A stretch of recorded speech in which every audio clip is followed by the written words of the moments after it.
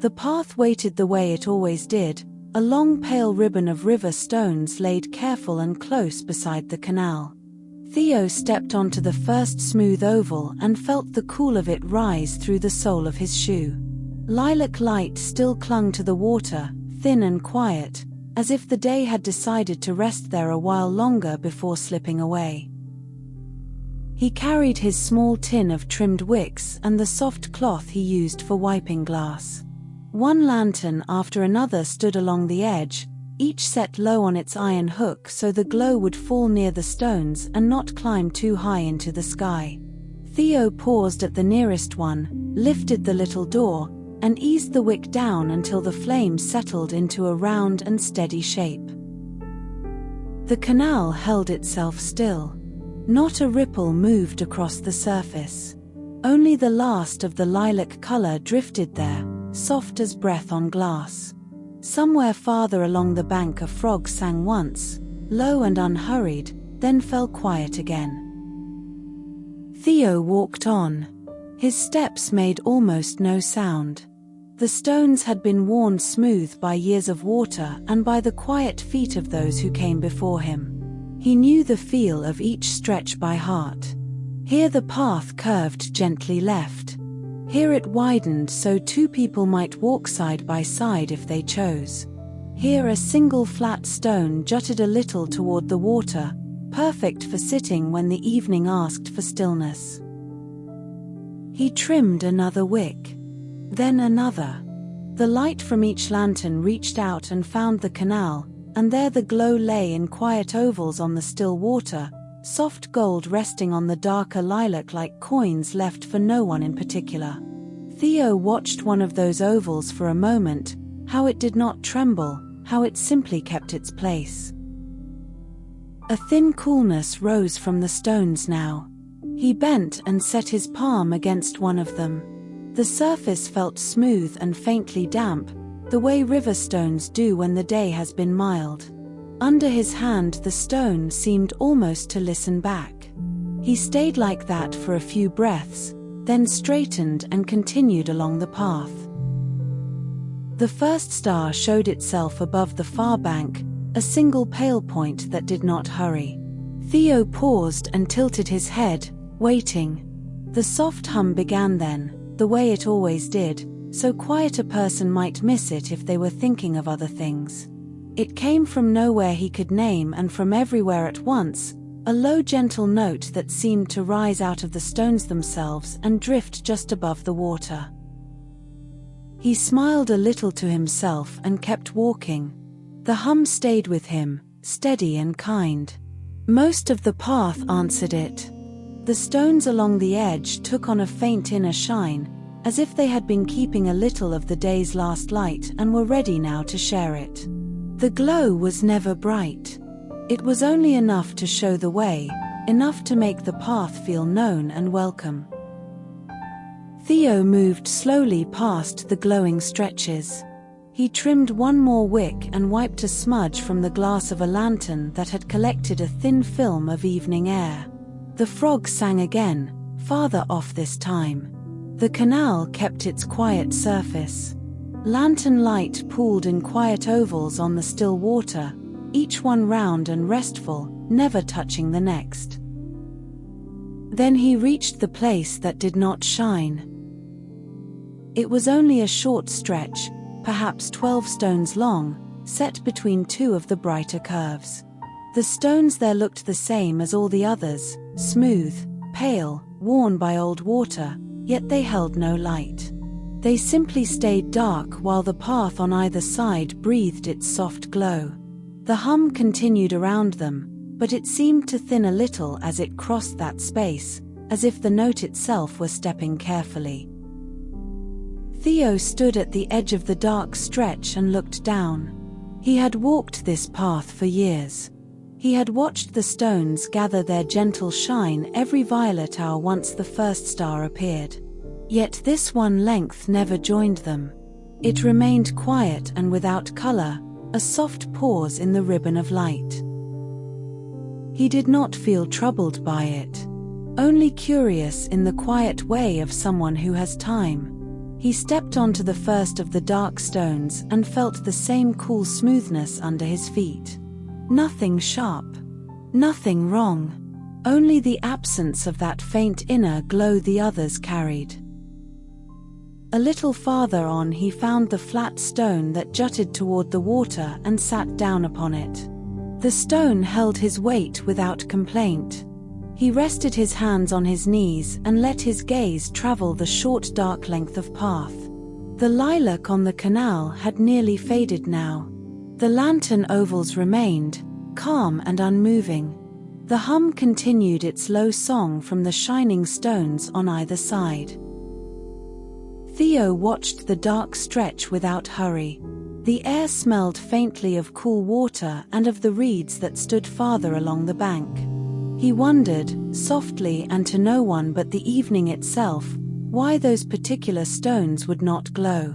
The question sat with him the way a leaf sits on still water, light, unpressing, simply there. He stayed on the flat stone and kept watching, breathing with the quiet canal, while the rest of the path shone gently around the one stretch that chose to remain dark. A soft tread reached him along the stones. Theo turned his head without haste and saw a traveler coming the way he had come. She moved as if the path itself had invited her, each step light on the smooth river stones. In her hands she carried a small square of folded paper, its edges soft from many openings. She paused a little way off and offered a quiet greeting. Theo answered in the same low tone and made room on the flat stone that jutted toward the water.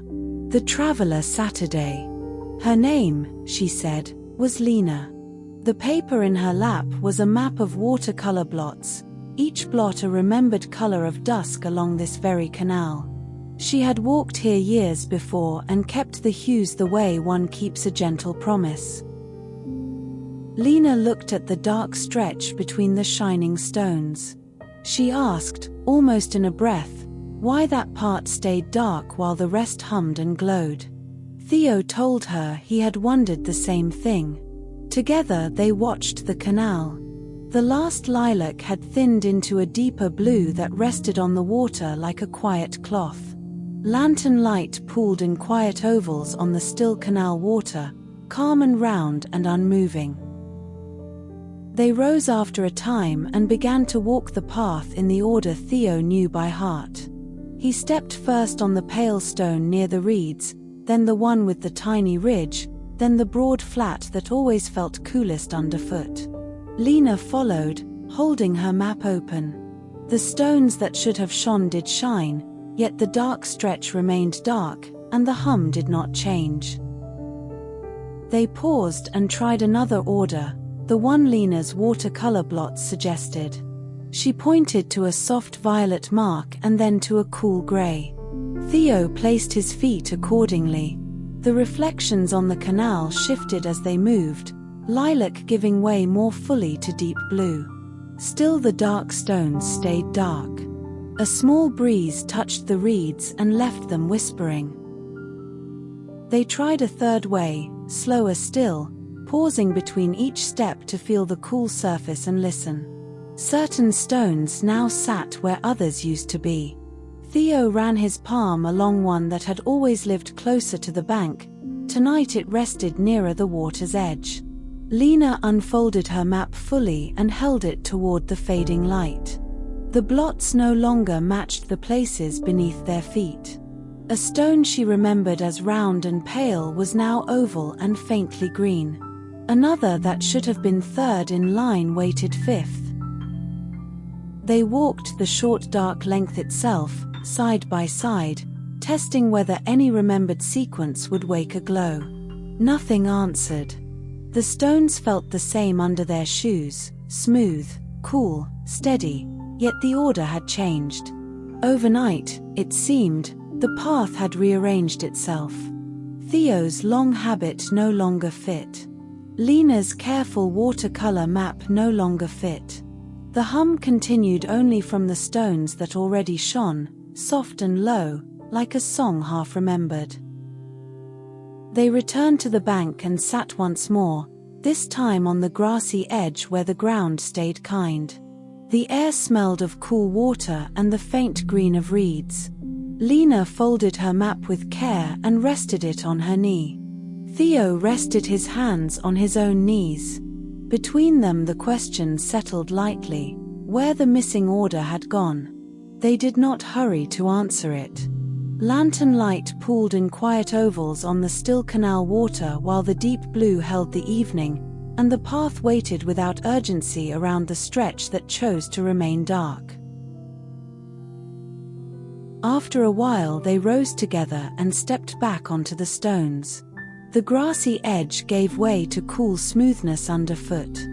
Theo suggested they walk more slowly this time, matching each stone's hue to the colors the canal held just then. Lina nodded and unfolded her map only enough to glance at its blots before tucking it away again. The water that evening showed soft violet near the banks, then a quiet shift into deeper blue farther out, with a thin ribbon of silver where the last light touched the surface. They began at the near end of the shining stretch. Theo placed his foot on a pale stone that echoed the violet at the water's edge. A faint hum rose under his sole, low and steady. Lina followed on the next stone, one that carried a cooler blue. The hum joined hers and grew a little fuller. They paused and looked across at the lantern light pooling in quiet ovals on the still canal water. The ovals rested without a ripple, and the shared glance felt like a small confirmation. They tried another short length, choosing stones whose colors followed the water's present order rather than any memory of the old path. First the soft violet, then the deeper blue, then a stone touched with that thin silver. Each time the sequence matched what the canal held, the hum returned underfoot, gentle as breath. When they stepped out of order, placing a silver stone too soon or skipping the violet, the hum faded at once. The stones stayed smooth and cool, yet they kept their quiet. Lina traced the air with one finger as if drawing the palette she saw on the water. Theo watched the canal's surface and named the next hue in a soft voice.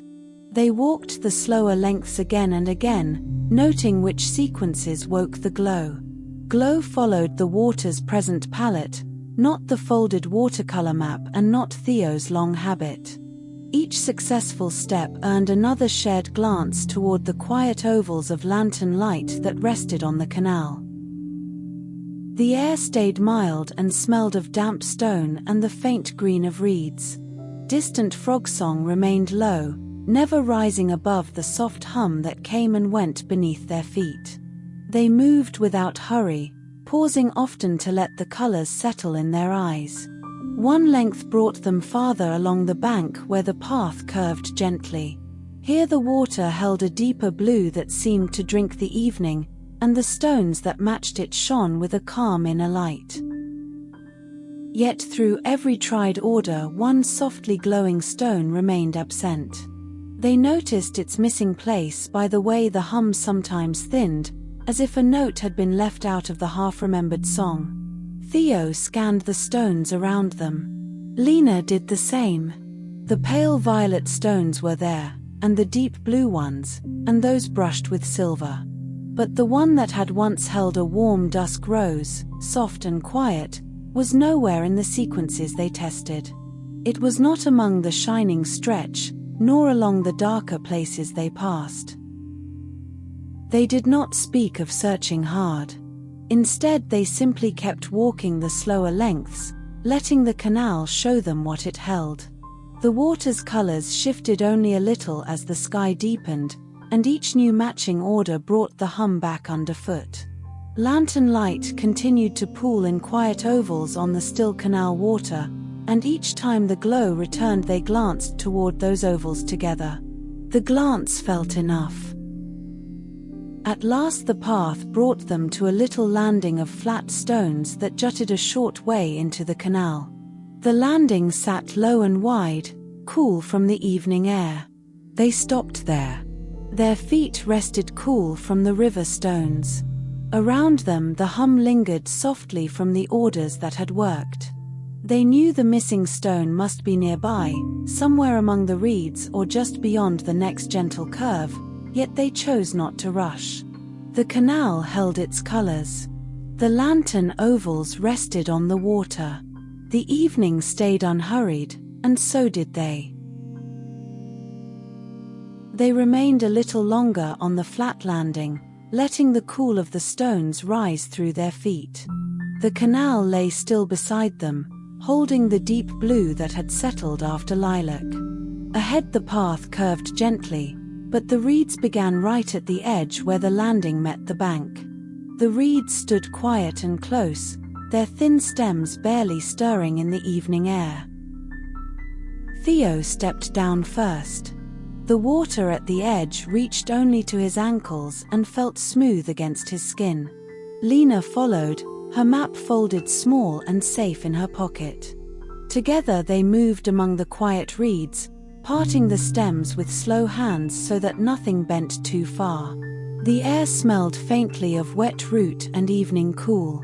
Distant frog song stayed soft and far, as if the reeds themselves kept the sound gentle. Lantern light reached them in broken ovals across the canal. Between the stems they could still see the still surface, and there the lantern light kept pooling in quiet ovals on the still canal water. The ovals rested without moving, and the two of them glanced once toward that quiet shine before they bent lower. Their hands went into the shallow water and the soft mud beneath. They lifted only what the water offered, small smooth pebbles first, then longer curls of root that had loosened themselves. Each pebble felt cool and rounded, the color of dusk held under a thin film of canal water. They turned the pebbles slowly between their fingers, feeling the weight, then set them back exactly where they had rested. Nothing was kept that did not ask to be kept. Theo's palms brushed a thicker curl of root. It felt like a soft coil, still holding the day's warmth in its center. Lina reached beside him and let her fingers travel the same length. The root gave a little under their touch, revealing more pebbles nestled inside its curve. They lifted those two, one by one, and studied the way the fading light touched each surface. Some held a faint blue sheen. Others stayed nearly dark. None of them hummed yet. They moved a few steps farther among the reeds, the water never deeper than their calves. The mud was soft but firm enough to hold them. Every few moments they paused and simply stood, feeling the cool rise around their ankles and listening to the soft brush of reed against reed.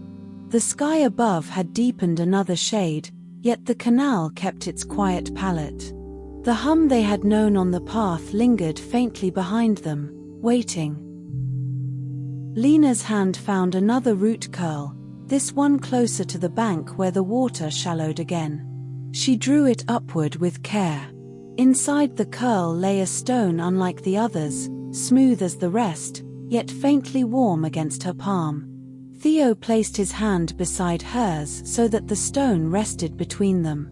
The warmth was gentle, like the last of the day's light held in river rock. Under their joined hands the stone began a soft, low hum, the same quiet note they had felt earlier underfoot when the orders matched. They did not hurry to lift it free. Instead they stayed crouched among the reeds a while longer, letting the hum settle into their palms and the cool water continue its slow touch around their feet. The broken ovals of lantern light still reached them through the stems. Frog song remained distant. The air smelled clean and still.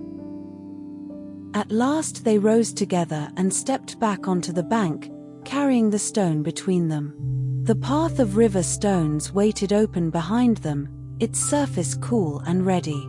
They sat on the low grass at the edge and cradled the stone in both pairs of hands. Its faint warmth stayed steady. The hum continued, soft as breath. Around them the reeds stood quiet once more, and the canal held its colors without change. They rested there, the evening wide and unhurried, the found stone safe between them while the open path waited. They rose after a long quiet while and carried the warm stone between them toward the open path. Cool grass brushed their ankles. The evening air stayed clean and still.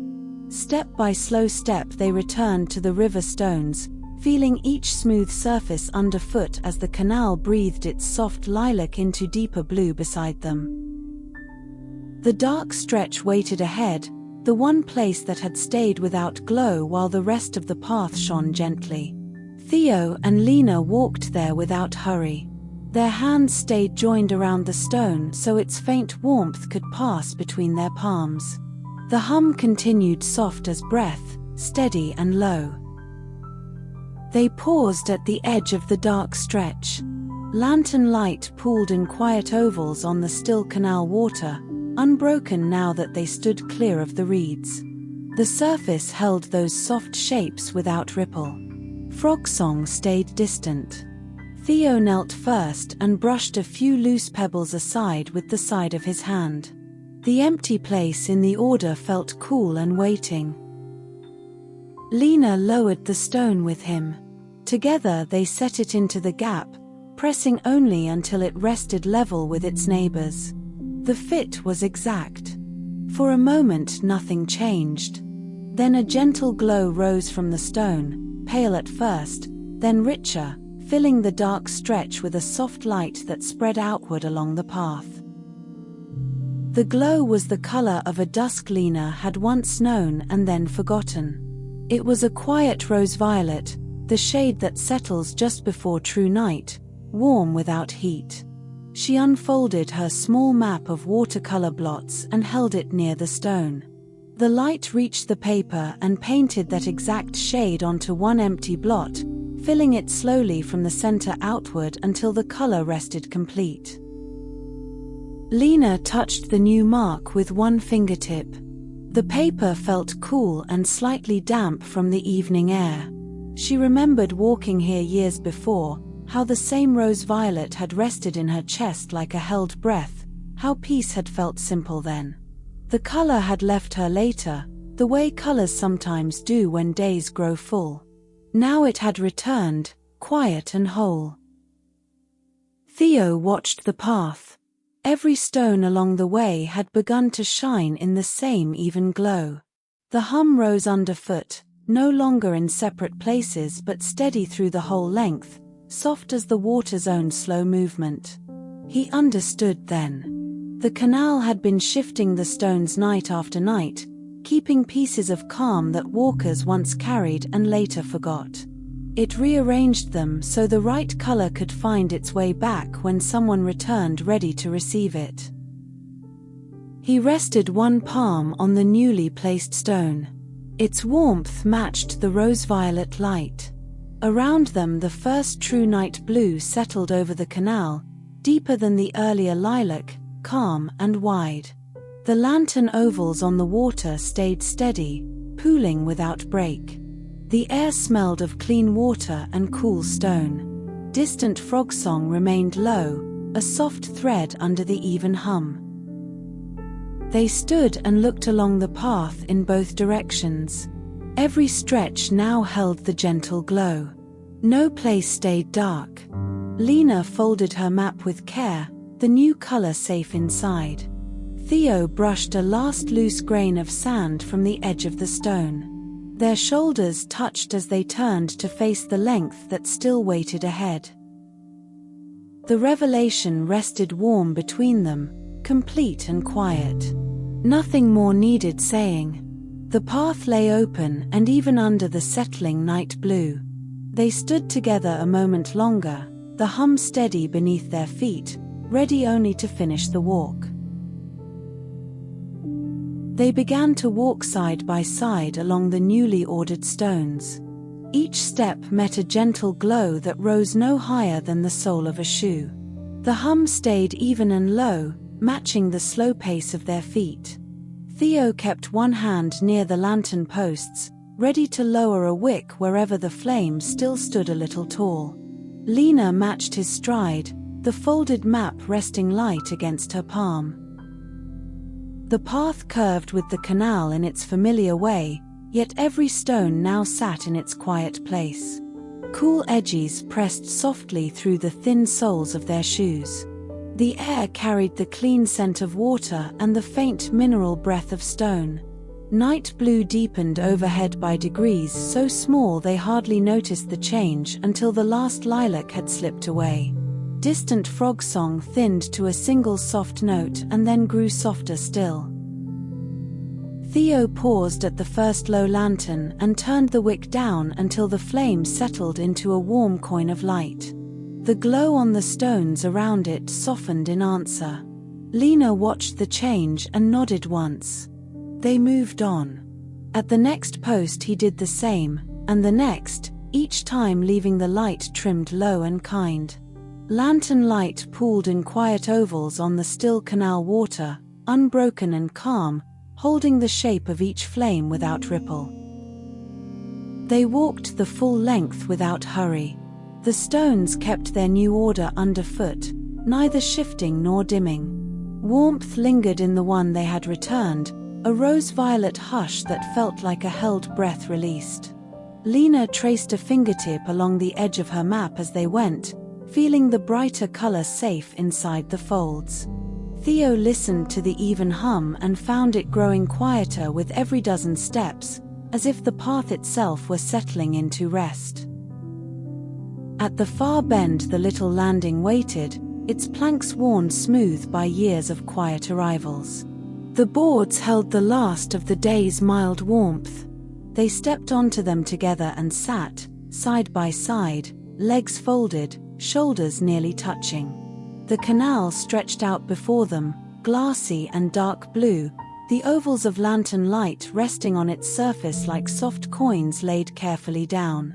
Water lapped once against the pilings and then stilled completely. Theo reached back and rested both palms on the cool edge of the final stone where the path met the landing. The surface felt smooth and steady, the faint warmth already fading into ordinary night coolness. He closed his eyes and let the last of the day's listening go. Lina unfolded her map one final time, smoothed the new dusk color with the side of her thumb, and folded it again, smaller and neater, tucking it into the pocket near her heart. The path behind them held its order without a sound. No stone moved. No stretch darkened.